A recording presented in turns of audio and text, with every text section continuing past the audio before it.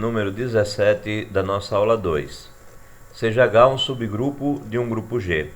Então, duas classes laterais quaisquer, módulo H, são subconjuntos de G que têm a mesma cardinalidade, ou seja, a mesma quantidade de elementos. Então, demonstração. Sejam A vezes H e B vezes H duas classes laterais de G módulo H. Então, a gente define uma função que vai de AH em BH, dada por f de A vezes H igual a B vezes H, para qualquer H pertencendo ao subgrupo H. E provemos que f é bijetora. Vale primeiro ressaltar que f de A vezes H igual a B vezes H e f A' vezes H igual a B' vezes H. Se essas duas coisas acontecem, então A vezes H vai ser igual a A' vezes H, ou seja, você vai ter que A vai ser igual a A', porque vale aqui o cancelamento do H. Se isso acontece, implicará que B vezes H é igual a B' vezes H, ou seja, que B vai ser igual a B' para todo o H pertencendo a H.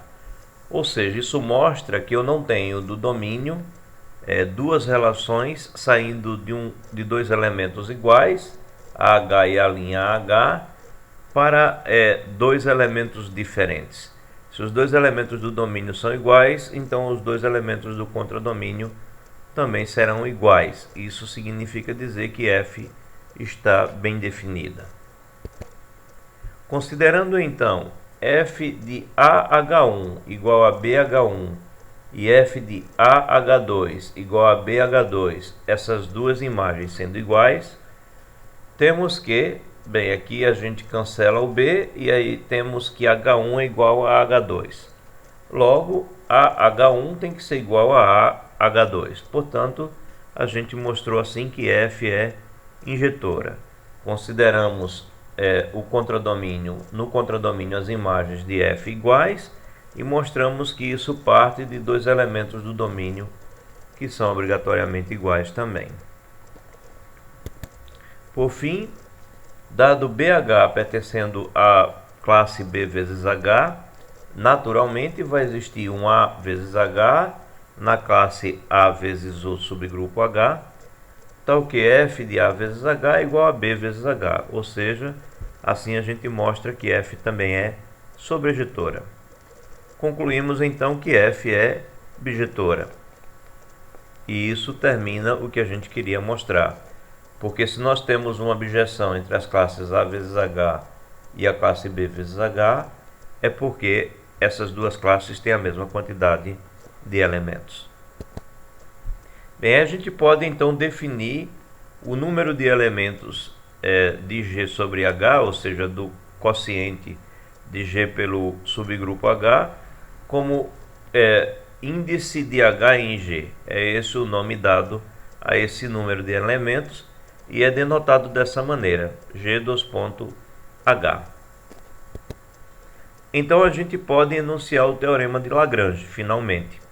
Então, seja H um subgrupo de um grupo finito G. Então, a quantidade de elementos que esse grupo finito G tem é exatamente o índice de G sobre H vezes a quantidade de elementos de H. A gente também pode ver que uma consequência natural desse teorema é que a quantidade de elementos de qualquer subgrupo divide a quantidade de elementos do grupo todo. Ou seja, a ordem de H divide a ordem de G quando H é subgrupo de G. Vamos a uma demonstração. Seja R o índice, G sobre H. Então, G sobre H, o quociente do grupo G sobre o subgrupo H, ele pode ser visto justamente como essas R classes. Estamos usando classes à esquerda, mas poderia ser à direita, como já falamos antes. Como G sobre H é uma partição de G, então nós temos que G pode ser visto como a união dessas R classes. E sabemos também que a interseção entre duas dessas classes é vazia. Então, dessa forma, se a gente for contar os elementos de G, é o mesmo que contar os elementos dessa união.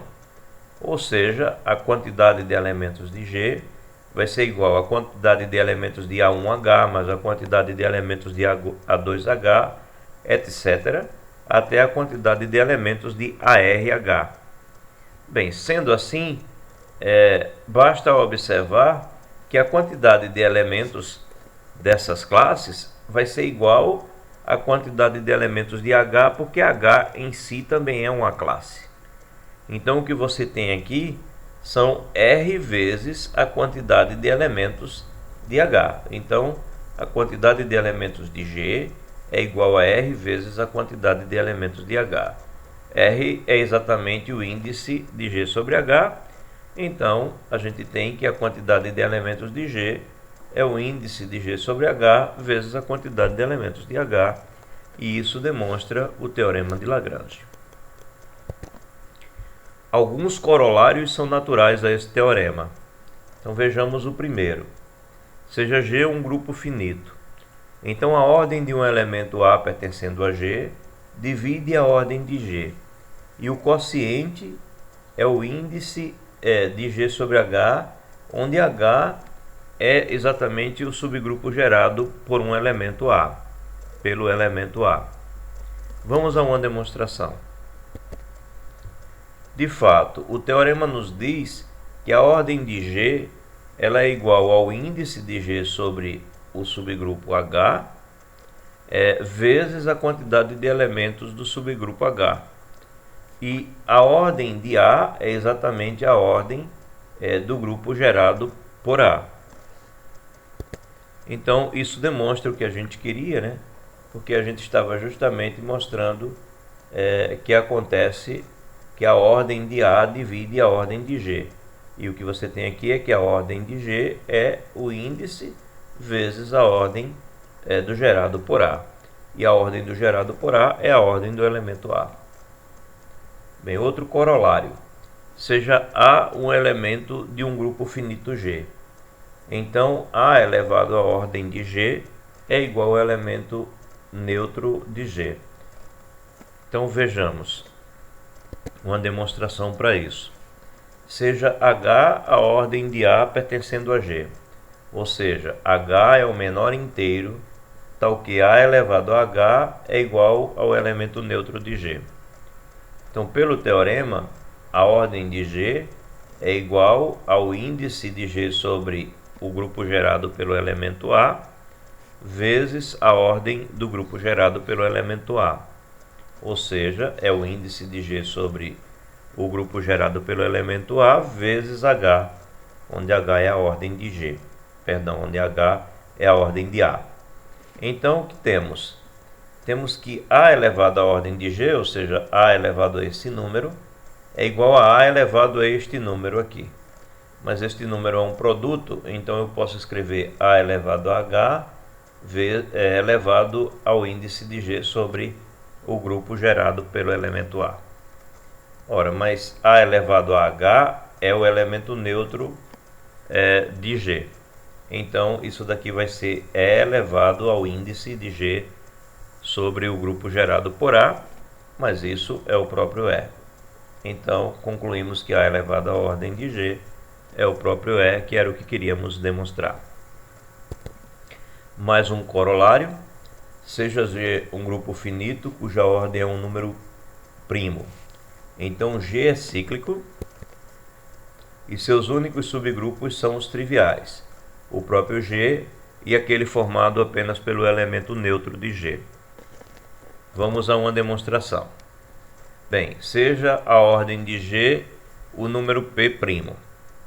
Como o P é maior do que 1, o menor número primo que nós temos é o 2, existe A pertencendo a G, A diferente do elemento neutro do grupo G, tal que o gerado por esse elemento A seja um subgrupo H de G. Pelo teorema de Lagrange, a ordem desse subgrupo tem que dividir a ordem de G, mas a ordem de G é um número primo. Então, os únicos números que dividem um número primo vai ser o próprio número primo, mas aí nós teremos um subgrupo que vai ter a mesma quantidade de elementos do grupo todo. Ou nós teremos que a ordem do H vai ser 1, porque 1 também divide o número primo. Assim, temos duas possibilidades. H é o grupo todo, portanto gerado por A e assim G é cíclico, ou H é o subgrupo formado apenas pelo elemento neutro. De qualquer forma, sob essas condições, G é cíclico. E a gente conclui o que queria demonstrar. Um exemplo.